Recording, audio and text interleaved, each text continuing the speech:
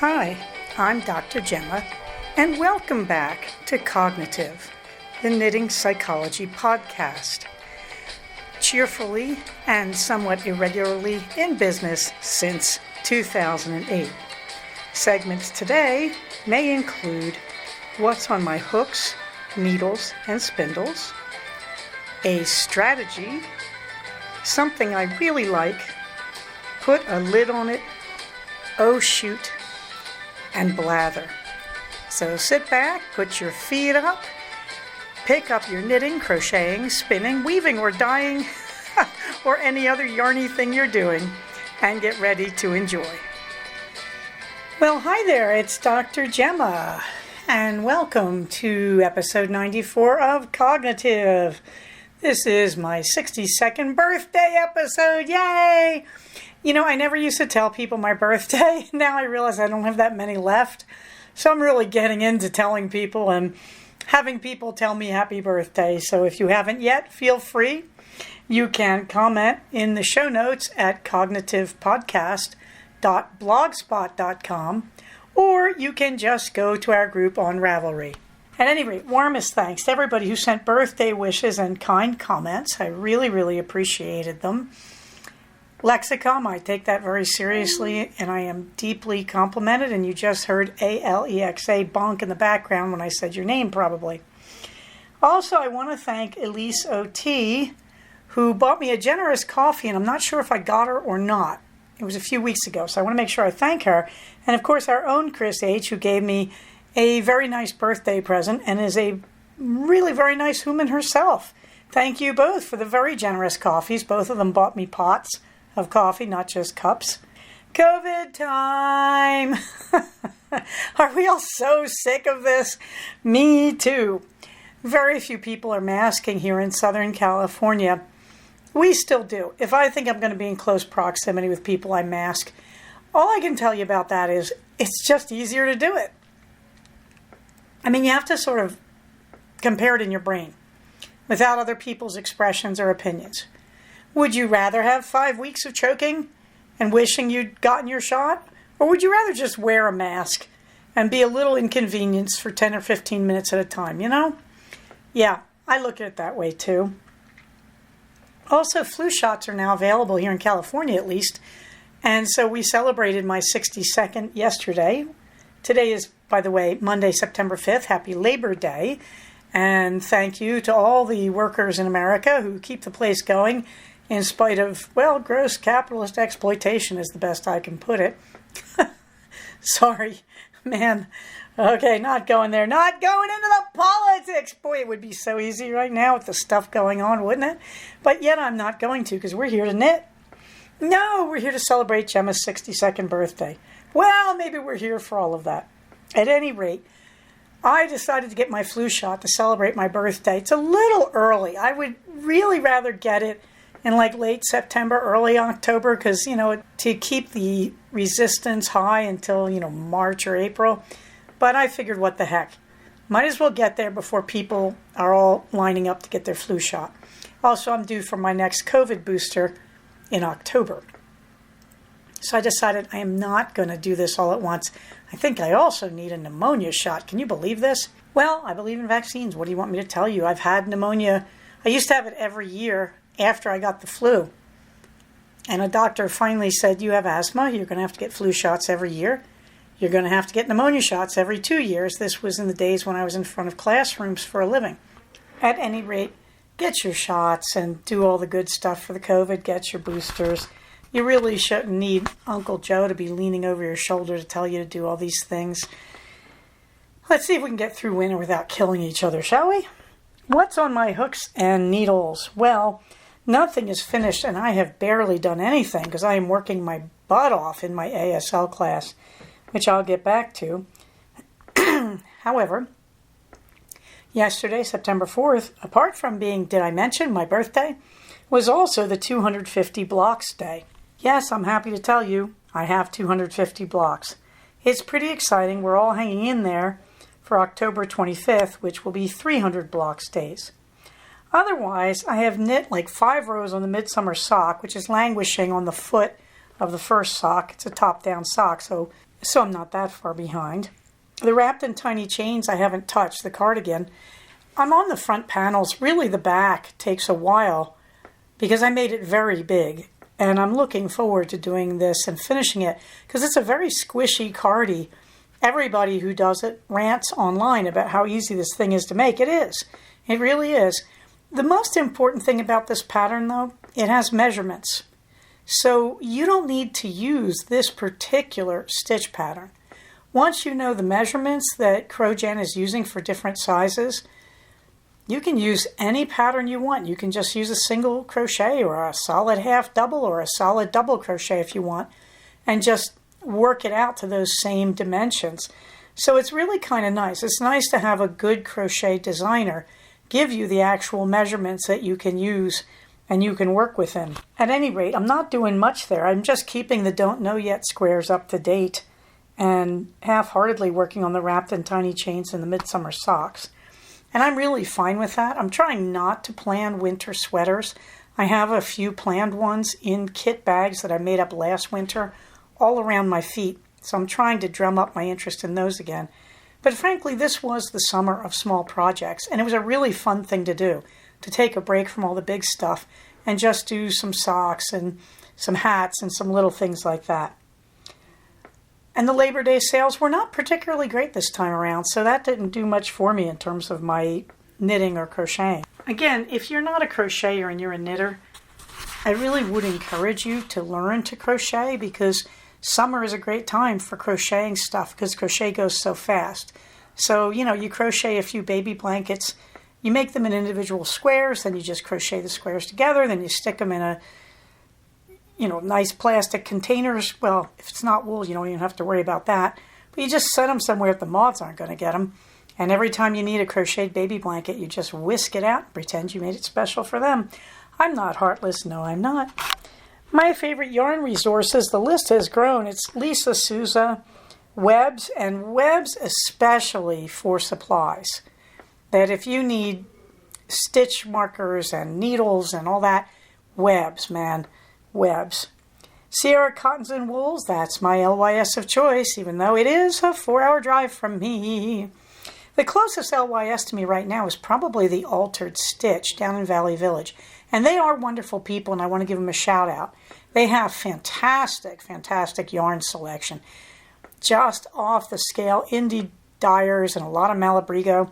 So I want to give them a nice shout out. But I have to say my LYS, since I don't go to an LYS, anyway, but my LYS would probably be Sierra Cottons and Wools up in Bishop right now.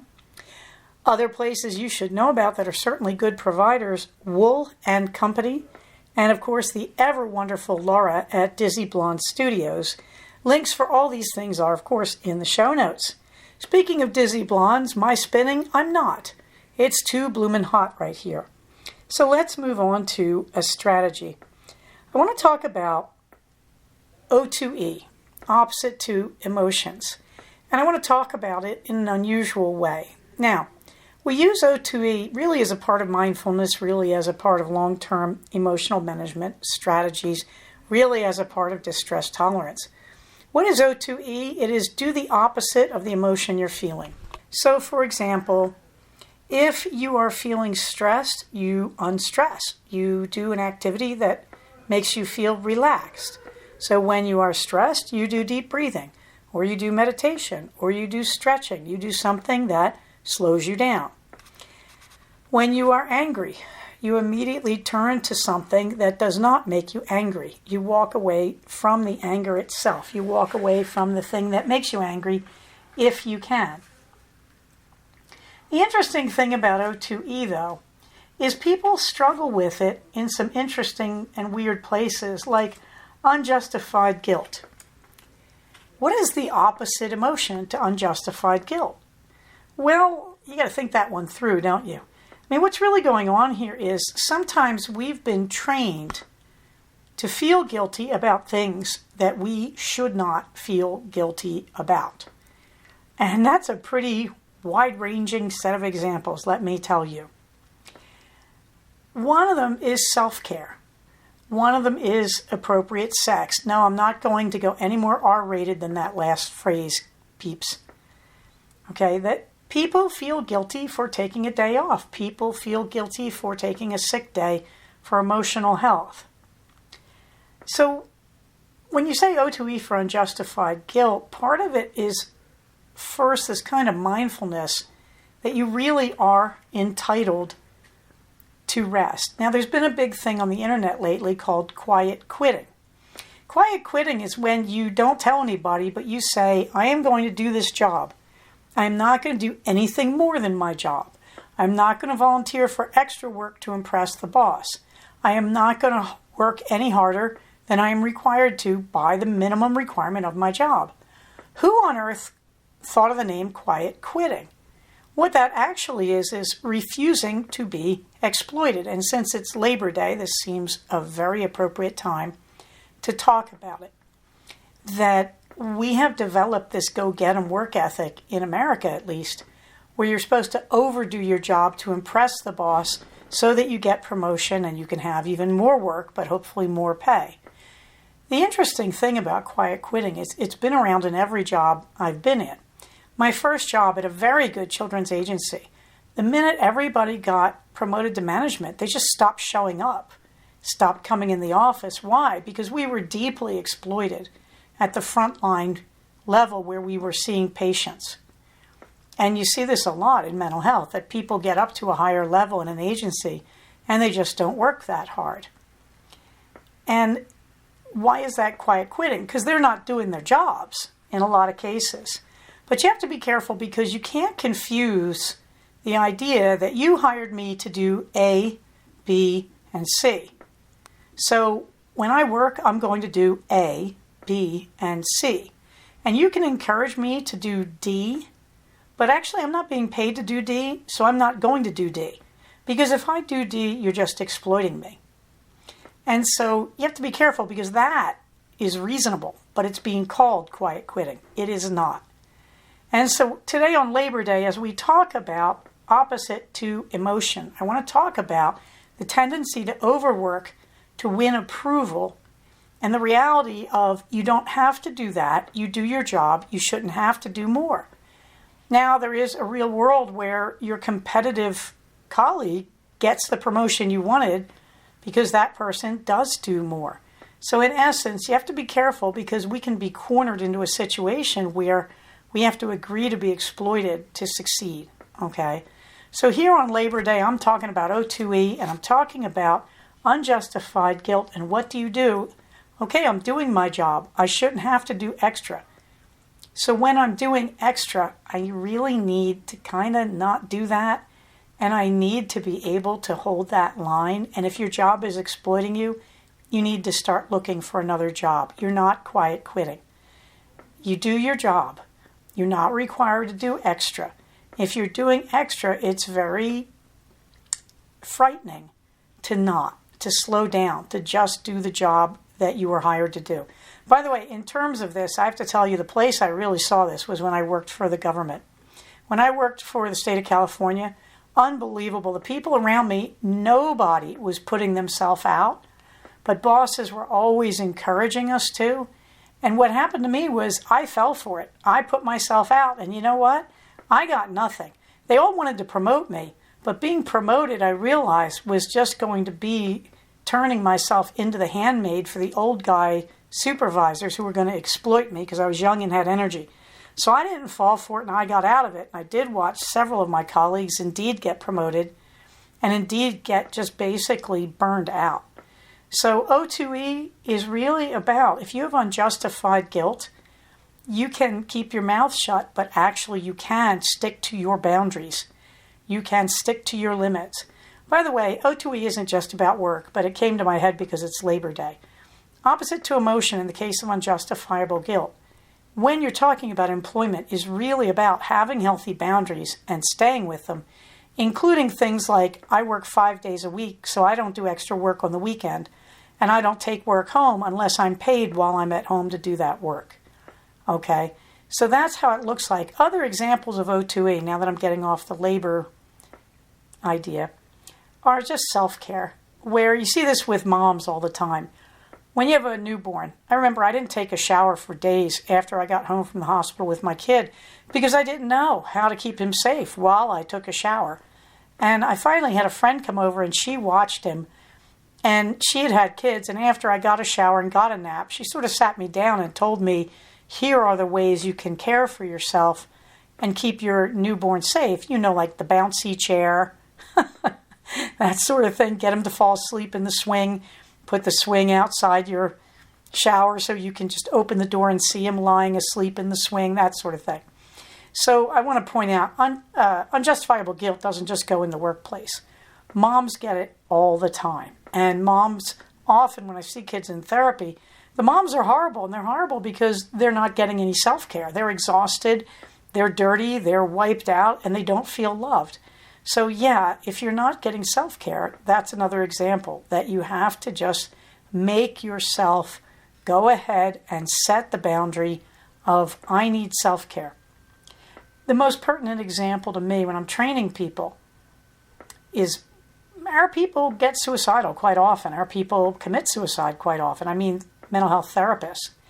And so you have to start early when you train people, and you have to get them to understand that you don't just represent one patient.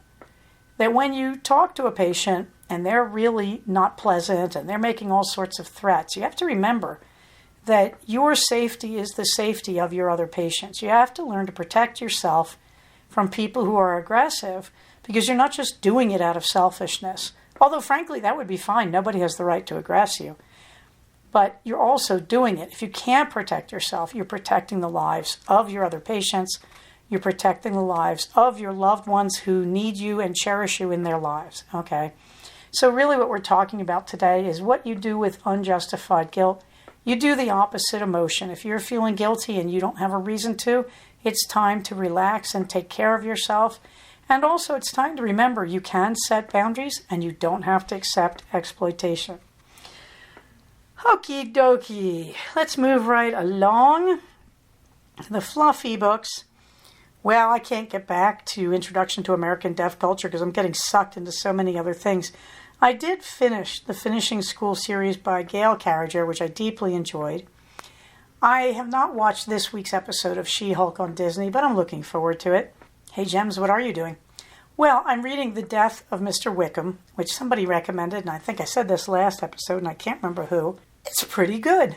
I mean, the so-called sequels to Jane Austen are usually anywhere from to pretty interesting. You have to live with the idea that you're always going to be reading somebody else's take on the characters, and you may not feel that good about it. It is important to keep in mind that Jane Austen's novels are romantic comedies, and they do end, in the classical sense, with a happy marriage for the heroine. And we are supposed to believe in that. And so when you see people writing about problems that the Darcys may have had in their marriage, it kind of goes against the grain for me. But that's the permission we're giving these people because we so want to visit Lizzie Bennet Darcy and Fitzwilliam Darcy again, don't we? Yes, we do. So you have to sort of live with that. Having said that, I'm really quite enjoying this book, The Murder of Mr. Wickham. I don't think I put the link in my last show notes, so I will see that they get into episode 94's notes here. It's just really fun. And the detective couple was a great idea. I was wondering who's going to be the detective. There is an entire series of mysteries built around Jane Austen herself as the sleuth. They're a lot of fun. They're a little bit out there, but they're a lot of fun. And then there's an entire series written around Lizzie Bennet when she's Lizzie Bennet Darcy as the sleuth. And they're a lot of fun. These are all fluffy and empty, and they're a lot of fun. I mean, murder mysteries usually are fluffy and empty unless you're into the gritty 20th and 21st century reality ones, which, frankly, you could put them all on a boat and sink them in the middle of the ocean for all I care. I don't read for grimness. I can do my job if I want that. So I would say I am deeply enjoying The Murder of Mr. Wickham. Also, I am looking at courses for the winter semester at my local community college, which is 5 weeks long and pretty intense. And there are a few of them that are completely online. You never have contact with the teacher. You just send in your assignments. Well, I got interested in cultural anthropology, which would be a requirement if I were majoring in deaf studies. But I've never taken anthropology at all, which I've always missed. And I'm looking at this as what an interesting thing to study on the side when I'm learning about deaf culture. Well, son of a gun, those clever cultural anthropologists, you know what they've done? They've put a joint written textbook online for free in PDF format. And all the teachers at my local community college, all of them, except one who seems to be a little bit out on a limb, they're all using this book. I want to say how much I appreciate that textbooks are incredibly overpriced these days, wildly overexpensive. And this is an insanely wonderful service to the cultural anthropology community to bring people in and lure them in with a free, very, very complicated, interesting textbook. So the link to that textbook is in my show notes if you've ever wanted to bone up on cultural anthropology. It's basically a series of, I don't know how many, about 20, 30-page essays on each topic under cultural anthropology. But the link is there. So I've decided I'm going to start reading that because, yeah, it's possible that in January, for about 5 weeks from mid-December to January, I'll be taking that winter semester course. And even if I don't, nothing is wasted. I mean, that's why I'm reading Thomas Holcomb's book on deaf culture in America, because almost every deaf culture class I've seen uses that as a textbook. So what's to lose? You know, you read the textbook. If you want to take the class, you're already going in pretty prepared to do it. Something I really like, well, ASL. I'm busting my hump. I have classes Monday nights and Wednesday nights, and the teacher doesn't have a lot of options. She's teaching us, and so on Monday night, she spends the first hour teaching vocabulary, and then right after it, the second hour, when we're all exhausted, we're expected to use it in open conversation. This is not a good idea, but it's really all she can do in an online class taught on Zoom every week. The other problem is then she makes like 20 assignments at once due every 2 weeks, little tiny assignments, and they're due on a Wednesday night after class. Class ends at 9:20. So we have to get those assignments in because they all vanish the last night at midnight when we're doing the chapter. So the reality is I can't even do this. I have Sundays and Mondays off. So Wednesdays, no, and Thursdays, yes, I'm off till noon. So what really happens is I study frantically all day Monday for the Monday night class. And then I study like 2 hours on Tuesday, and I try to squeeze in a few hours early in the morning on Wednesday. And then after class, I'm frantically handing in assignments and doing all the quizzes. Yeah, it's pretty rough. Wednesday nights are pretty ugly because unfortunately, even though I have Thursday mornings off, all the quizzes and homework assignments disappear at midnight on Wednesday night. Wow. I don't know how else she could do this. I really don't. It's amazing we're getting this far, and if she expects us to actually learn, she's more of an optimist than I was. Our last Wednesday night class, which was officially Wednesday of week 2, was crash and burn night. I was about the only one staying afloat, me and this other woman who knows some sign, and the reason is I just am way ahead of the class. Now that's hard because I can't always figure out what the vocabulary is that we're learning in the lesson. That is very hard. So I spend a lot of time online looking up basic vocabulary words and trying to guess if that's what they're doing. So we have all these quizzes. And so I watch the quiz, I watch the video of the deaf people signing it, and I try to work out what they're saying. And since I've never had the vocabulary, that's pretty exciting. And so I watch it over and over, and I read the workbook. We don't have a textbook. And I kind of piece together what has to be going on. And also I do a lot of looking up online. Yeah. Why am I doing this? This is a crazy way to learn a language because I really, really like it. It is fascinating to watch. The concepts are starting to get more sophisticated. I really wondered how can you possibly get abstract concepts across in sign. Well, now I have a better idea. But also, I just think it's worth knowing. This is the third most used language in America. You can guess English and Spanish, right? And there are many other languages. If you live in this area, Armenian, Russian would be great languages to learn. I have to say, I think any version of Chinese, any dialect would be worth knowing. Okay, but certainly ASL is worth knowing. The culture is fascinating. Again, I don't always agree with some of the things they're saying about deaf versus hearing culture. Look, let's be honest. I don't always agree with what other cultures say in comparison to my native culture. That's going to be normal. That's called intelligent dialogue. That you don't start screaming, in this case, autist. Autism is bias against the deaf, or racist or whatever comments. When you disagree with somebody, you simply try to evaluate what they're saying, and you have a right to your own opinion as long as you're not hurting anybody. So, you don't have to agree, but it is fantastic stuff to learn about, and it's food for thought. And the great thing about not disagreeing, about keeping my mouth shut, is in the beginning there were a lot of things where I said, oh, that can't be as bad as it looks. Now that I'm encountering deaf people, oh yeah, it's as bad as it looks, or as bad as it sounds in our case. So I'm really, really enjoying the study of ASL. It's been absorbing and gripping and fascinating. I'm watching all these films put out by the lone university, the lone liberal arts, fully dedicated University of the Deaf, which is Gallaudet University. They put out a lot of movies. Needless to say, they're not spoken. And I'm enjoying it. And just watching deaf production, for me as a former Shakespeare professor, is fascinating.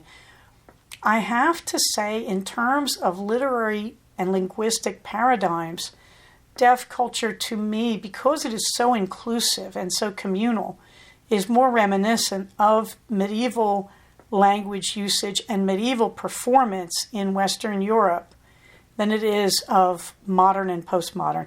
It's just fantastic. It's so interesting. Okay, put a lid on it. Well, the birthday, I had a birthday cake. It was a pint of keto ice cream, Rebel orange cream, which tastes like an orange creamsicle, and it was delicious, with candles you can't blow out, much to the hilarity of our family. I also want to tell you, and put a lid on it, that you should know about the hot weather foods. And I've been sort of collecting this idea in my head all summer. I've probably talked about this in bits and pieces. But here we are on Monday. We're in the midst of a massive heat wave here in Southern California. I mean, really bad. And so we're all buckled down. We're keeping the AC running. We're staying in the house. The AC is at 78 most of the time because we don't want to cause a brownout. Our neighbors need not to die of the heat, particularly if they're elderly. Remember, we're communal. Remember, COVID, we're communal. We're not going to throw Granny into the boiler to save money or to use our air conditioning. Okay. And I was thinking today that there is a whole category of the hot weather cold foods. So one thing I would say is, while we're talking about this, is your Instant Pot, your slow cooker, your air fryer are golden because they don't heat things up. And so from that position, the other great thing are the cold brews. I just got a cold brewing toy that I will review next week. I'm not that fond of it. It's just really a very fine coffee filter. Okay, so this is what my hot weather cooking is looking like these days. First of all, there's always the Sunbrew iced tea. I use a liter container that can be taken apart. It's made specifically for iced tea, but you can take it apart and clean it so you don't get grout stuck in it. And I basically, in a liter of cold water, I will first put in just under a quarter cup of Swerve, which is a sugar replacement. Then I fill it with water, and I also add 6 tea bags. And I try to keep them pretty close to the same flavor, but I also will use up old tea bags. And the iced tea of the summer, the cold brews, are the way I empty out my tea storage from the winter. Then I tend to collect tea. People give me tea all the time. And so every summer, I don't buy tea. I locate all the tea, put it together in one place, and I work my way through it, making the cold brew. So one way to refresh your tea supply is every summer to do this. And then in the fall, I buy fresh tea from my favorite resources. I also am doing this with coffee this year. Now, the cold brew thing I bought is designed for coffee. However, I bought it because it's an ultra fine filter That works well as well for Creo Brew. So I fill this filter that fits into a quart mason jar. I fill it with whatever I'm cold brewing, Creo Brew, or it could be leaf tea, or it could be coffee. Now be careful. If you're using this for coffee all the time, the filter, even though it's metal, may take on a bit of a coffee flavor, and you can get away with that in Creo Brew, but it really will not help your tea. Wow, phone's ringing all over the place here. But anyway, I actually took also my French press coffee maker, which is just a frame with a glass cup in it that's 8 cups, and then the lid and the press and the lid. Okay, the classic coffee house French press. And again, I put a lot of coffee in that. I like my cold brew strong. I think it was 8 scoops. And I just use ground coffee that's been lying around. It's true. And that's why I load it up, because it's old. It's going to be a little stale. So I really load it up. And then I fill that with water. I don't put that in the fridge because it's fragile because of the glass. I just sit it in a corner on the back of the counter where nobody's going to bump it. So essentially what happens is by tomorrow I've got a liter of good iced tea. By tomorrow the quart jar, the mason jar, will have Creo Brew or coffee in it, nice and cold. I can just lift the filter out of it and I can make all sorts of iced coffee. Meanwhile, the French press, by that point I will push down on the press and I will pour that into some kind of container, a pitcher or a mason jar, and I will have that. Okay, so the cold brews are a big part of the cold cooking for hot weather. Another thing is you can cook overnight in your slow cooker. And that's a great way. If you've made a roast chicken, you can just put the bones overnight in the slow cooker, fill it with water, any kind of herbs and spices. And I put it on low and I just let it cook overnight. The next morning I turn it off. I just let it cool all day.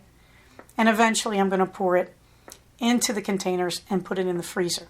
So you don't have to give up on your bone broth in the summer. And I have to tell you, cold bone broth strained is also very delicious. It's a very nice treat, particularly if you're fasting. It's a very, very nice treat. In the meantime, yes, I did say roast chicken. Why? I roast chickens in the Instant Pot all the time. There's recipes all over Pinterest to do it. But Gemma, what about that nice crispy skin? Yeah, what about it?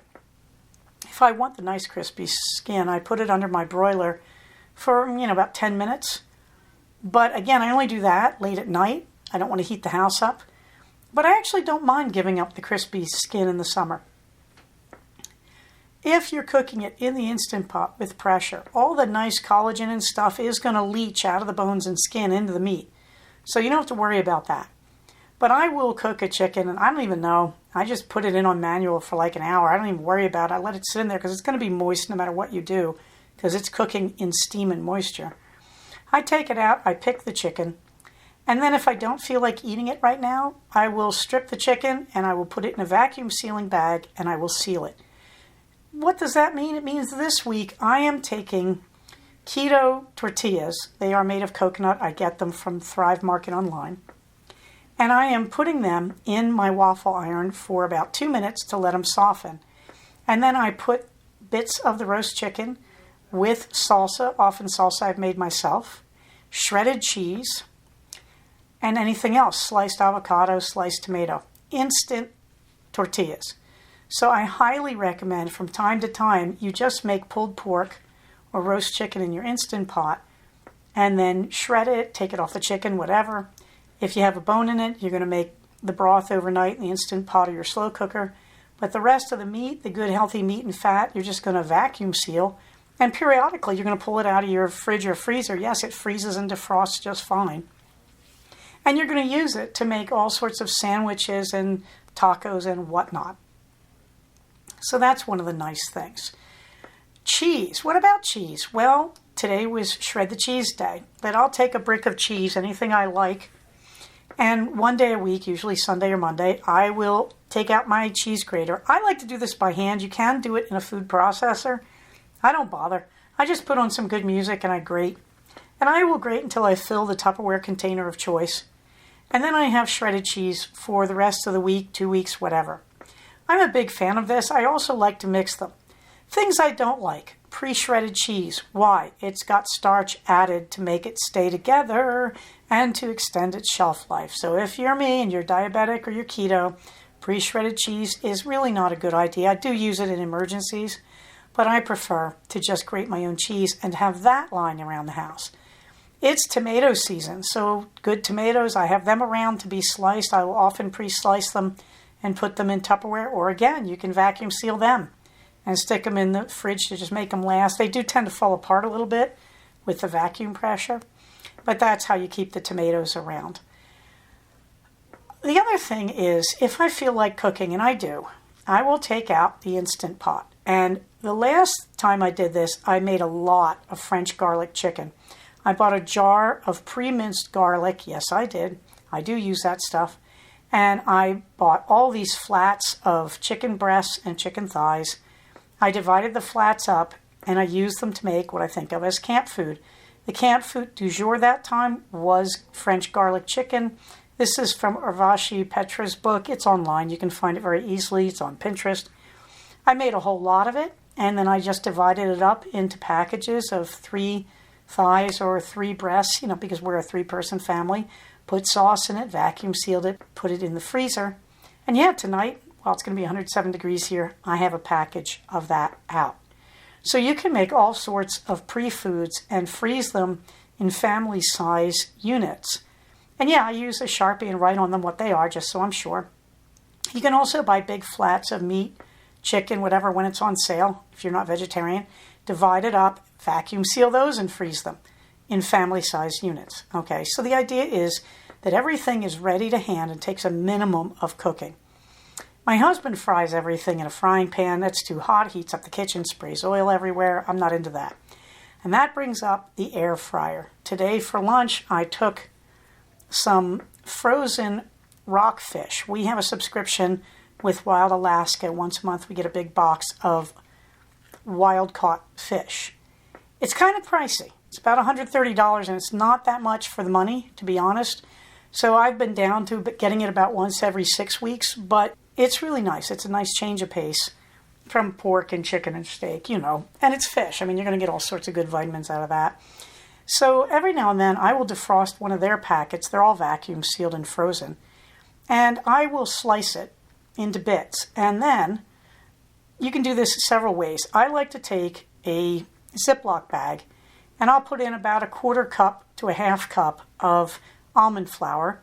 If I'm not going to use cheese, I use the 1/2 cup. If I'm going to use cheese, I use a 1/4 cup. I like to throw in about a 1/4 cup of almond flour and about a 1/4 cup of the pre-shredded cheese that I just talked about. And then I also take a separate bowl and I beat an egg with a fork in it.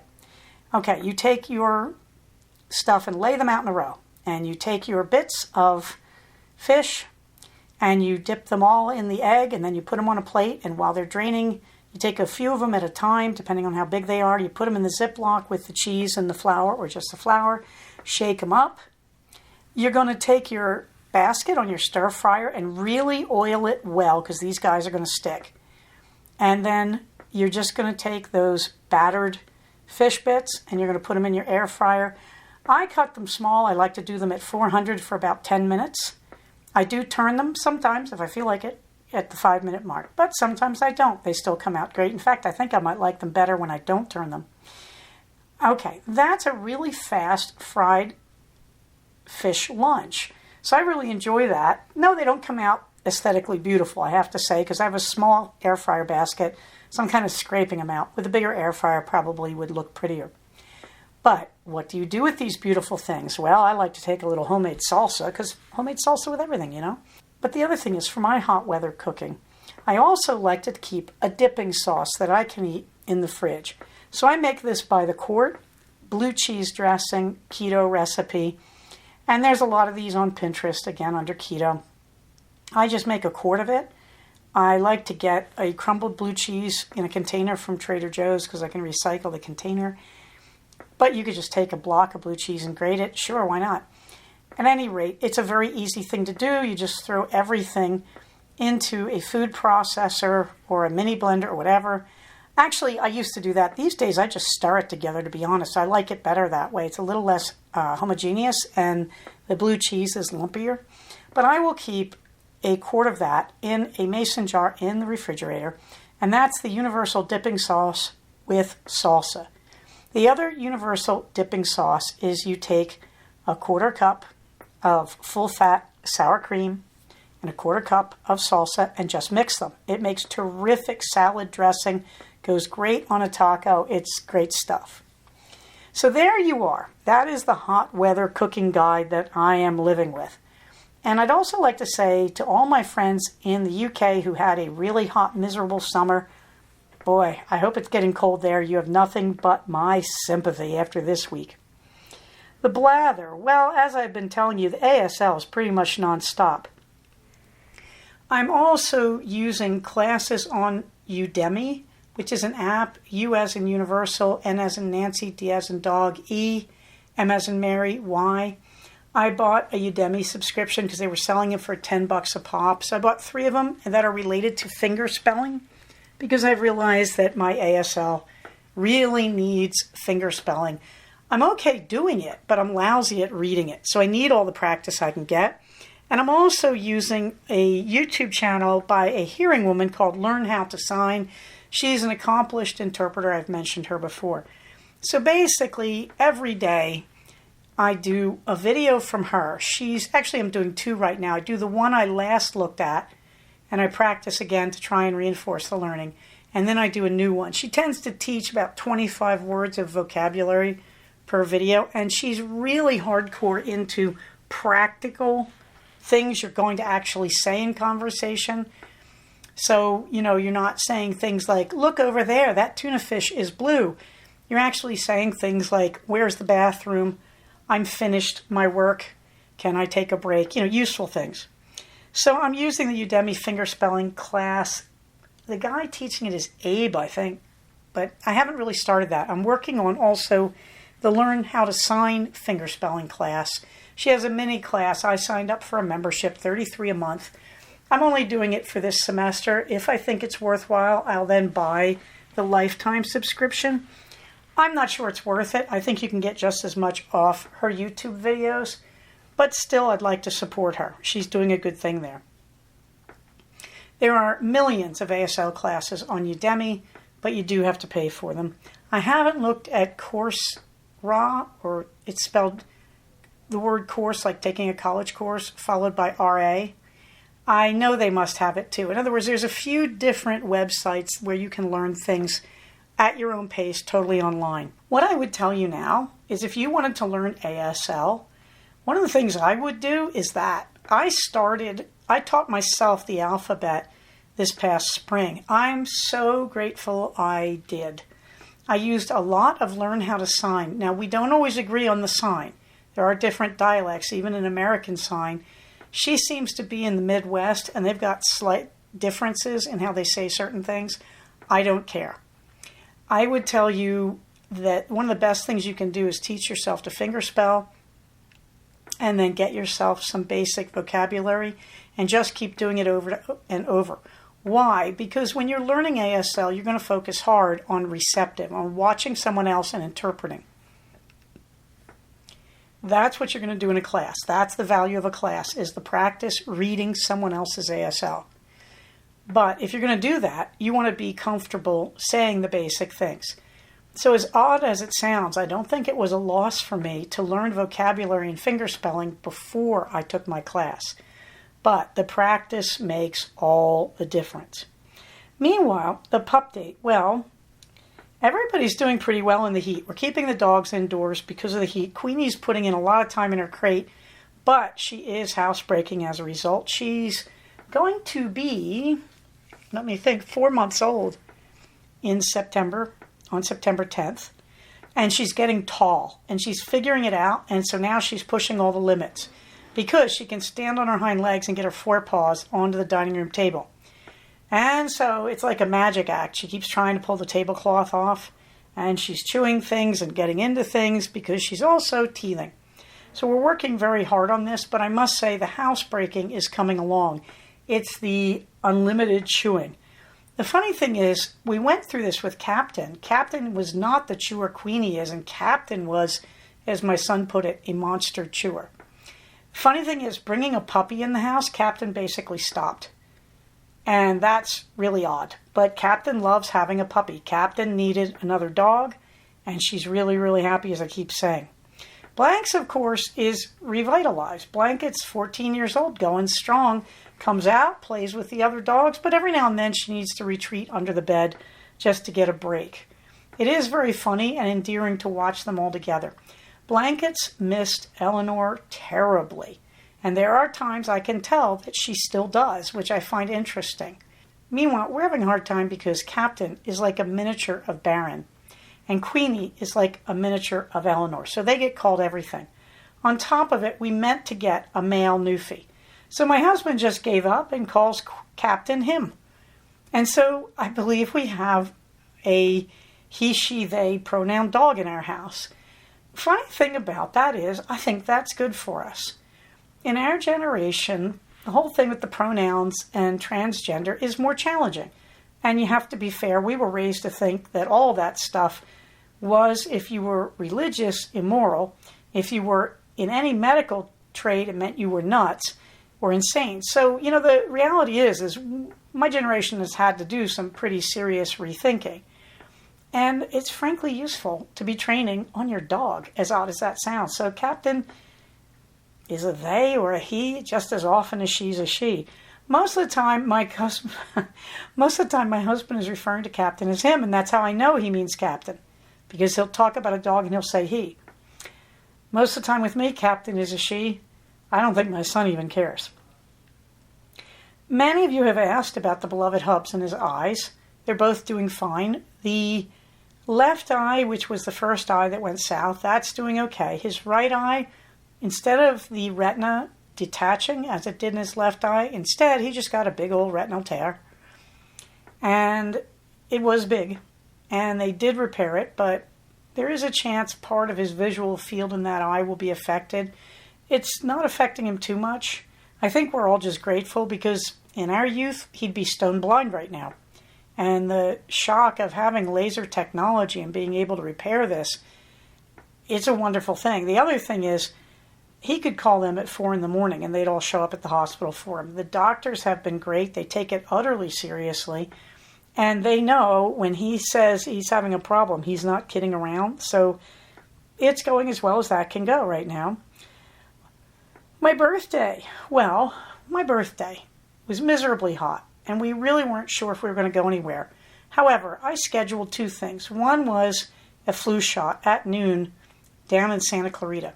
So at about 11, I suddenly realized, why am I going alone? I was going to go down, get a flu shot, buy myself a nice lunch, and I thought, what's wrong with me? It's my birthday. So I said to the boys, get in the car. We're going to all get flu shots. I already had an appointment. I said, they'll give you a flu shot because this early in the season, nobody's getting their shot yet. So we all piled in the car. We went down to CVS. We all got flu shots. And you can see the group picture. My husband had his arm sticking out with its Band-Aid. My son crowded in on top of it. So all you can see is the aggrieved look on my husband's face in our flu shot selfie. But we did all get our flu shots. And then we went to a wonderful sushi lunch at our favorite place, which is Kisho here in Santa Clarita. And then, what did we do?